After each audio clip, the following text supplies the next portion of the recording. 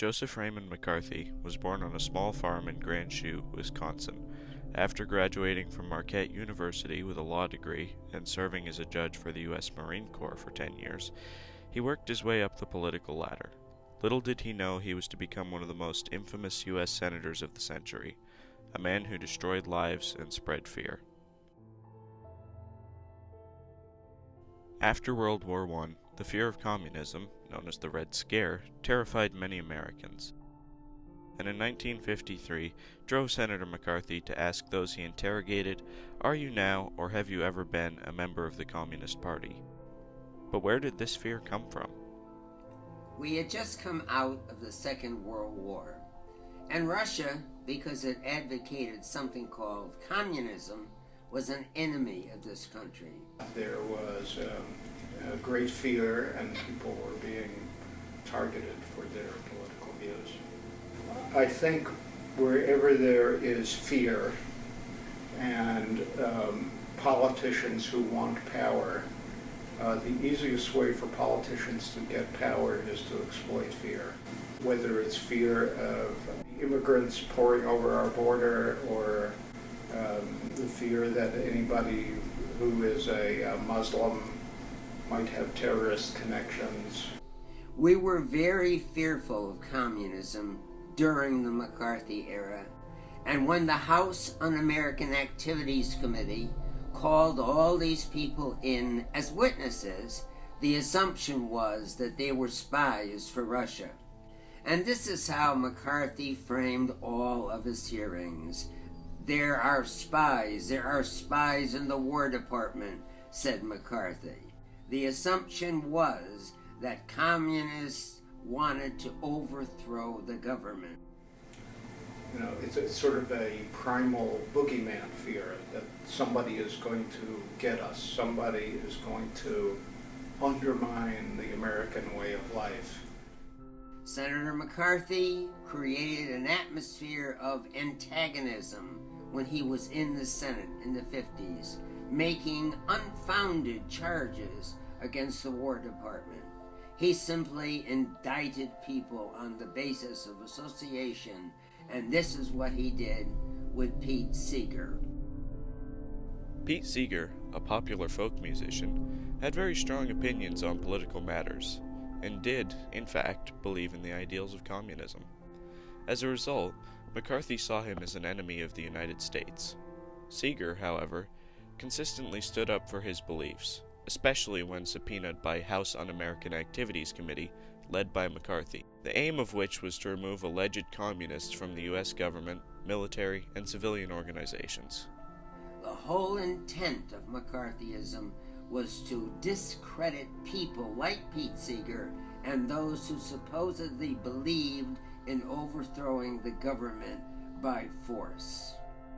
McCarthy, however, was unsuccessful in this attempt, and Seeger stood strong. When questioned, Seeger testified, "I am not going to answer any questions as to my association, my philosophical or religious beliefs, or my political beliefs, or how I voted in any election, or any of these private affairs. I think these are very improper questions for any American to be asked, especially under compulsion such as this." Although he was convicted of contempt of Congress in March 1961, Seeger never served any jail time because of an appeals court ruling. The government had no power to stop him from following his convictions, and he continued to pursue themes of social justice in his music for the rest of his life. McCarthy's accusations were designed to intimidate, and many people who wanted to oppose him refrained from doing so for fear of being labeled a communist, which could result in job loss or jail sentences. One of those who faced likely job loss was Leon Winston. Rick Winston recounts the story his father told him about why he left his teaching job at Taft High School.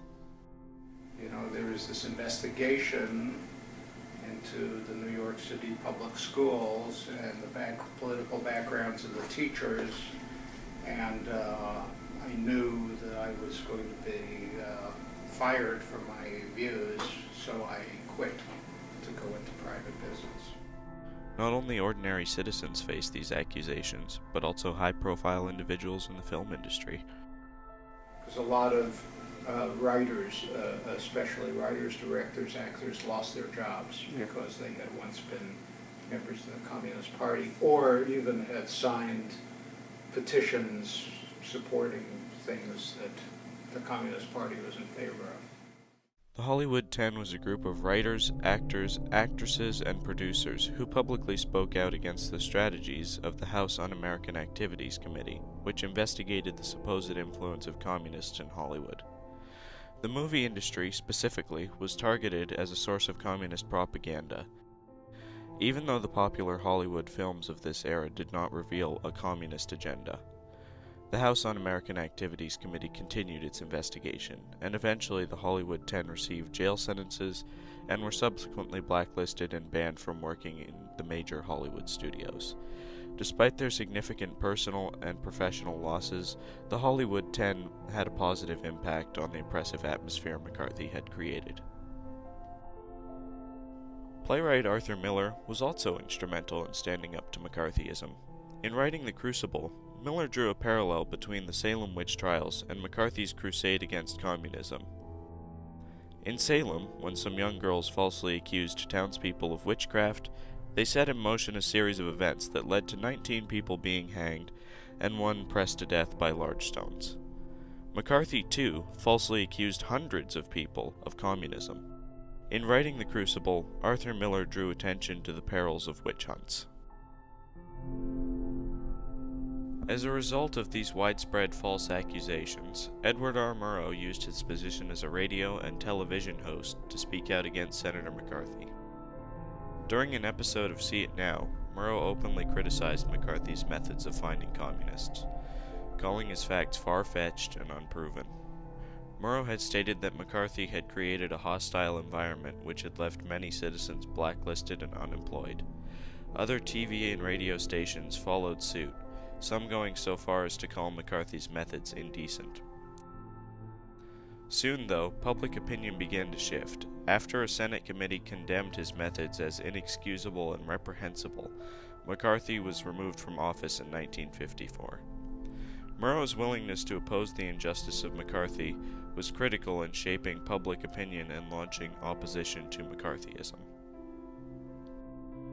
McCarthy's witch hunt had pervasive effects, with many alleged communists blacklisted or otherwise shunned. Those who opposed his tactics, often in the face of serious personal and professional sacrifices, are now celebrated for their courage in standing up to injustice.